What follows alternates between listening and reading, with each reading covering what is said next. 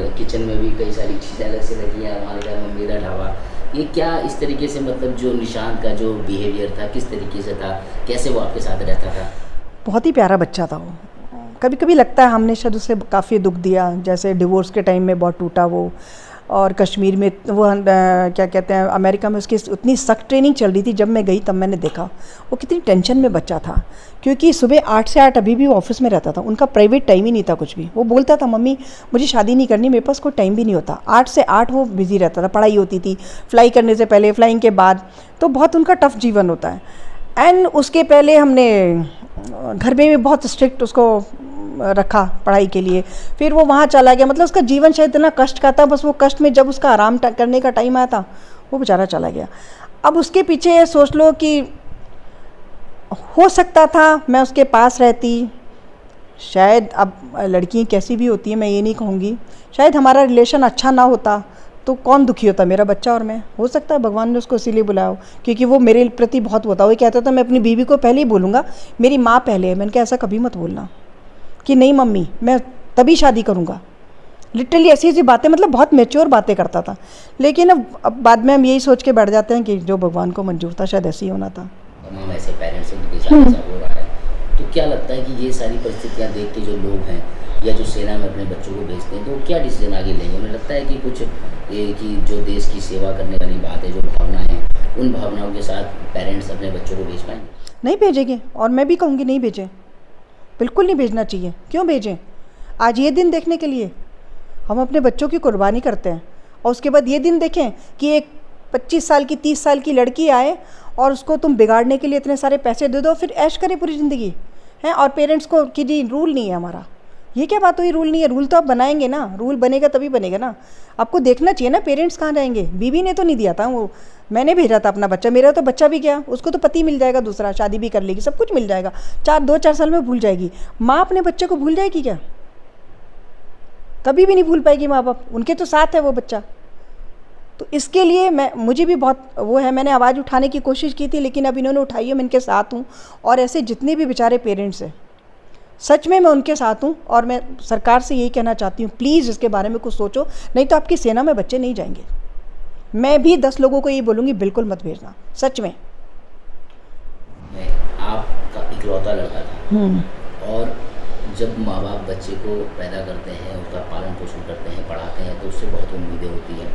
तो मतलब अगर माना जाए तो ये है कि जो आपकी जो बुढ़ापे का जो सहारा था वो तो रहा नहीं, ठीक है, इसके अलावा जो आपको अब जिस तरीके से सहारा थोड़ा बहुत मिल सकता था वो भी नहीं मिल पा रहा है। तो उन लोगों के लिए किस तरीके से, क्योंकि अब आपने ये आवाज़ उठाई है, तो मुझे लगता है कि और भी ऐसे परिवार होंगे जो चाहेंगे कि इसमें कुछ एक्शन लिया जाए। काफ़ी परिवार है मेरे जान पहचान के, देहरादून में भी कई परिवार हैं जो बेचारे इस बात से दुखी हैं।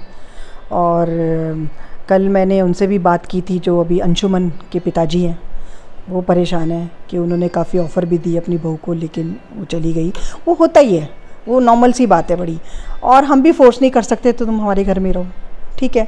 लेकिन इसके बारे में सरकार को सोचना पड़ेगा कि ऐसा नियम बनाए कि जो दोनों को, मतलब पेरेंट्स को भी थोड़ी इज्जत भी दे दे और उनको फैसिलिटी भी दे दे। यदि उनका बेटा यदि उनके फोर्सेस में गया है तो उनको इतना नेग्लेक्ट ना करे, ठीक है। बीवी को भी दे दे, लेकिन बीवी तो ज़िंदगी में लेगी, 30 ईयर्स की यंग है, चला लेगी वो तो अपनी। पेरेंट्स क्या करेंगे? ये मेरा एक मुद्दा है, और उन्होंने बहुत सही उठाया अंशुमन के पापा ने। हमारा भी था, लेकिन हमें बाद में हम चुप हो गए कि भाई कितना धक्के खाए, क्या कुछ नहीं होएगा, सब यही बोल देते तो कुछ नहीं होएगा। बट अब इसमें हमारी गवर्नमेंट को सोचना पड़ेगा। मैं तो मोदी जी से रिक्वेस्ट करूँगी कि प्लीज़ इस बारे में सोचें, और या तो हर बंदे के अकॉर्डिंग रूल बनाएं। सबकी सिचुएशन अलग है, मेरी एकदम अलग है। कुछ हैं जो अफसर हैं, चलो भी पेंशन आती है, तनख्वाह आती है, उन्हें ज़रूरत नहीं है, कोई बात नहीं। कुछ इतने गरीब हैं जो बच्चे के ऊपर ही जीते थे, तो उसके according at least pension, medical facility and सम्मान दे दें। सबसे बड़ा सम्मान उनको पेरेंट्स को देना चाहिए जिनका बच्चा वहाँ पे गया है। क्योंकि बीवी के लिए ठीक है उसका पति था, लेकिन 5 महीने में उतना वो नहीं था जो पेरेंट्स के लिए 35 साल का वो बच्चा था, जिन्होंने उसका हर फेस में उसका साथ दिया, उसको बड़ा किया है, भेजा है, मोटिवेट किया है। पेरेंट्स ही कहते हैं तुम डिफेंस में जाओ। हम डिफेंस में थे, मेरे ब्रदर डिफेंस में थे, तो मैंने चाहा मेरा बच्चा भी जाए, जबकि वो नहीं चाहता था उतना। समय हो चुका है निशांत को गए हुए, और अभी जो वर्तमान में स्थिति है किस तरीके की, किन समस्याओं से आपको जूझना पड़ रहा है? मेरे बच्चे को जाके 3 साल हो गए हैं। 26 नवंबर 2020 की बात है। और अभी तो मैं काफ़ी संभल चुकी हूँ, बट पीछे जो 2-3 साल गए हैं बहुत ख़राब थे और निकल नहीं पा रही थी। लग रहा था सब कुछ ख़त्म हो गया, क्योंकि हस्बैंड पहले ही डिवोर्स हो चुका था। बच्चा ही था एक मेरा, जिसको मैं आगे देखती थी, एंड वो मेरा इतना बड़ा सहारा था, वही मुझे सब कुछ देखता था। डिपेंडेंट थी मैं उसके ऊपर, मेरी सारी मेडिकल फैसिलिटी या जो भी कुछ था, तो उसके सहारे मेरा जीवन था।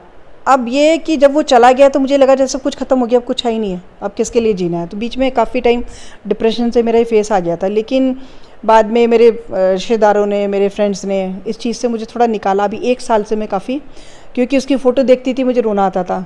फिर सब ने कहा नहीं तुम उसकी फ़ोटो पीछे लगाओ, वो कहीं पैदा हो गया, आप उसको दुखी कर रहे हो, आप ऐसे मत करो। तो मैंने उस तरह सोचना शुरू किया कि कहीं मैं अपने बच्चे को दुखी तो नहीं कर रही, तो मैंने बंद कर दिया और निकली, सोशल वर्क करना शुरू किया, थोड़ा अपने आप को बिज़ी रखा। अब मुझे लगता है कि मैं उसके बारे में कुछ भी बोलने लायक हूँ, नहीं तो मेरे से उसके बारे में बात नहीं होती थी।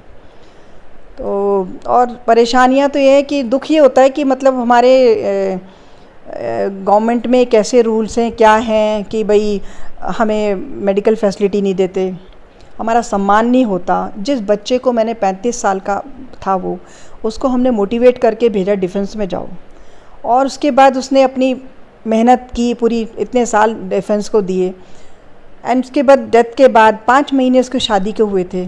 तो आप हर चीज़ में उसकी बीवी को आगे कर, ठीक है उसको भी रखो, उसकी बीवी है, उसका भी दुख है, लेकिन पेरेंट्स को ऐसे मत करो कि साइड करो। पेरेंट्स के साथ उसका दुख बांटो, कुछ अवार्ड देते हो पेरेंट्स को साथ रखो। पहले पेरेंट्स हैं, क्योंकि हमने उसको भेजा और हमने उसे पैदा किया, वो हमारा बच्चा था।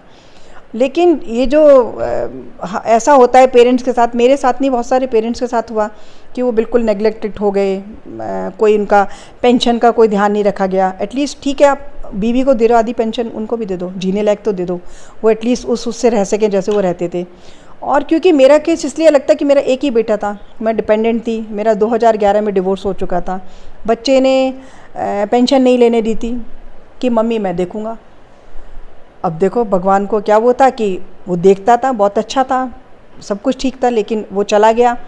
तो इस सिचुएशन को एटलीस्ट देखना चाहिए था सरकार को कि भाई ये माँ कहाँ जाएगी, क्या होगा उसका। आपने इन जो भी समस्याएं बता रहे हैं कि आर्थिक काफ़ी समस्या चल रही है, जो फोर्स के अधिकारी हैं वो कोई आपको सम्मान नहीं दे रहे हैं, तो इसको लेकर के क्या आपने किसी स्तर पर, राज्य या सेंटर स्तर पर किसी अधिकारियों से, किसी बड़े जो मंत्री हैं उनसे किससे बात करने की कोशिश करी? हाँ, मैंने तभी कोशिश की थी, हालांकि तब मैं बात करने लायक नहीं होती थी, लेकिन मैंने कोशिश की थी। राजनाथ जी से मिली थी मैं, उनको मैंने अपनी प्रॉब्लम बताई थी। उसके पहले हमने लेटर्स लिखे थे, लेटर्स का किसी का कोई जवाब नहीं आया, सबको लिखे थे, इवन मोदी जी तक को हमने मन की बात लिखी थी।